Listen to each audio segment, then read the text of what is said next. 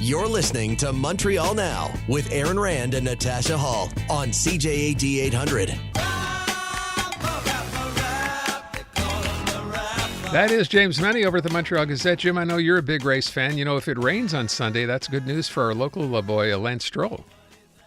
Is it indeed? No, I made it up. I just wanted to say something nice about Lance Stroll. Because you know what? If it rains, it's bad news for those groundhogs over there, because they'll be even less visible as they go across the track as these things are hurtling at them at 900 miles an hour. Yeah. Those poor groundhogs. Never really thought about the groundhogs, but thank you, Jim, for bringing that up. Don't you remember that I story? never think about the groundhogs usually. So, Jim, Yeah. talk to me. I'm not familiar with the story. The OQLF, has something come out in this survey? What's going on? Well, listen, the OQLF, always striving to build a better Quebec for you and me, they conducted a survey of 6,400 Quebecers aged 18 to 34, and this was conducted in the spring of 2021.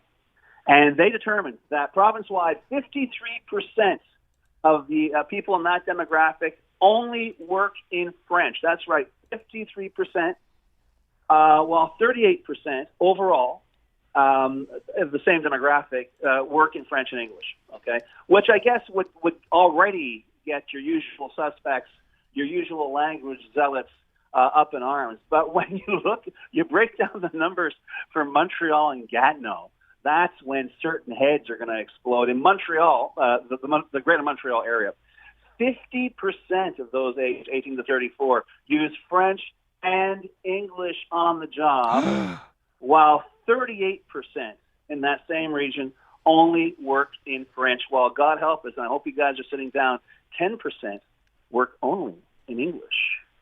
The numbers are pretty much the same for Gatineau, but the message is clear. Montreal today just got a big fat bullseye painted on it. I'm sorry, I shouldn't say it that way. It got a bigger bullseye painted on it because, as you know, Montreal was always cited by Premier Francois Legault as the problem child of French identity. Montreal is cited as the problem that needs to be solved. And once again, the OQLF seems to have given them at least, a year-old information that, in fact, this is the problem. There are, presumably, because you have to do business with people from around the world in Montreal, you're obliged to speak English upon occasion or in terms of retail.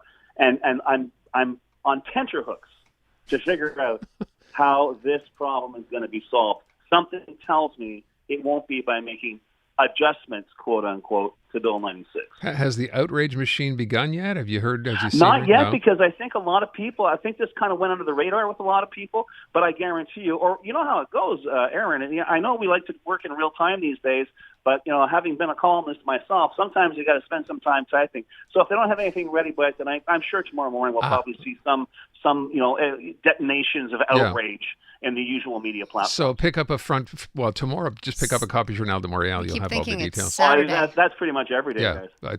We keep thinking today's Friday and that it's going to be like front page of the Saturday Journal de Montréal, but no, Saturday Thursday. they'll devote an entire section to it, I would think. Tomorrow, just front page in a story. Perhaps. Okay. I wonder how many, actually, I'd be fascinated to see, and this would be a really gutsy move on the part of the Journal during F1 weekend.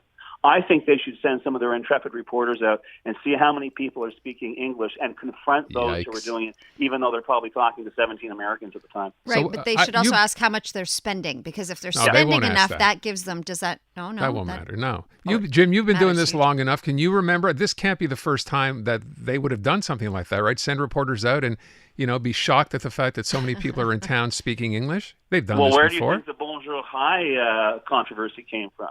The Journal, like the mothership, dispatched these little, imperial raiders, and they were going around downtown, and they were shocked because it was as scientific a survey as is conducted on a regular basis on Montreal Now. Okay, but unlike our completely unscientific polls, this one had legs, and remember, it ended up being a unanimous vote in the National Assembly. Yes, the Quebec Liberal Party also voted to express its dismay over the fact that Bonjour High was actually being said in Quebec's biggest city. Okay. Memories are short sometimes. Okay. Do you want to move on to this one? Yeah. So we're hearing today that crime stats have improved. It seems to me just a few days ago we heard exactly the opposite, and yet there is still a huge gun problem in Montreal, evidently. Tell us more. Well, the thing is, cops of any level of jurisdiction, they love to have fun with numbers because they know most journalists can't count. So what they did today is they're saying, here we have the police chief, Mr. Daguerre, saying Montreal is a safe city, which is, I guess, everything being relative. Yeah, you can say that. And overall, compared with the same period since the start of this year till the end of May, compared with 2022, gun crime overall, attempted murders, crimes related to firearms are down by about 30%. Although, even then, he's saying, but listen, talk to me in October because we don't know what's going to happen in the summer, okay? But there is one statistic which, frankly, is outweighs all the others, and it's one that is not just the business of the Montreal Police Department. It's the business of our friends in Ottawa, the Trudeau Liberals. Basically, between January 1st and May 31st of this year, the cops in Montreal seized 367 firearms, mostly handguns and semi-automatic weapons, and that's 107 more than were seized during this period last year. So on the surface of it, this is good news. But if you do a bit of a dive, you realize that we're awash. This city is awash in guns. These numbers are absolutely astounding. I mean, Aaron, like I say, I've been doing this a long time. It used to be you'd hear about some guy who had some shack up in the Laurentians who had an arsenal that he was using to sell to local criminals, but never numbers like this. I mean, this is enough firearms to equip an entire regiment, and these are the ones we know about. And until Justin Trudeau and company figure out that, making pious statements about gun control without any real action taken against the real problem with guns, the guns in the hands of criminals or would-be criminals, we're going to have the same problem. I've said it before. I think any criminal act committed with a firearm should have an absolutely unappealable attached sentence right off the bat. You take your pick, 5 years, 6 years, I don't care. But unless you make these weapons literally too hot to handle, they are going to be staying on the streets. The cops can't be everywhere. The cops can deal with organized crime, to a certain extent, disorganized crime, but there's no way the cops can keep track of all this. You have to turn it around. You have to make sure that whether someone's 15 years old, as was cited today at the press conference by the cops, or whether someone is 50 years old, you are looking at a big chunk of your life being taken away and being behind bars simply for using that weapon to commit a crime. I'm sorry, it may sound too old school, but right now we're in a place in Montreal where we've never been, and it's a place I think we should get out of as quickly as possible. But Jim, to your point, and that's really the conundrum here, is it the fact that there are that many more guns because we see so many more guns, or is it the fact that the police have just gotten much better at finding these guns? Maybe this was a problem in the past. We just never found the guns.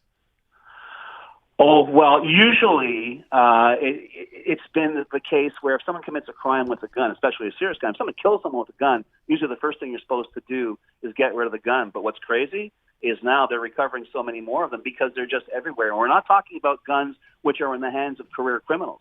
I mean, we've heard it said that some young people are going out and getting guns simply because they are concerned for their own protection. But that is not normal, and it's not an explanation. That is a sign that things have gotten really seriously out of hand.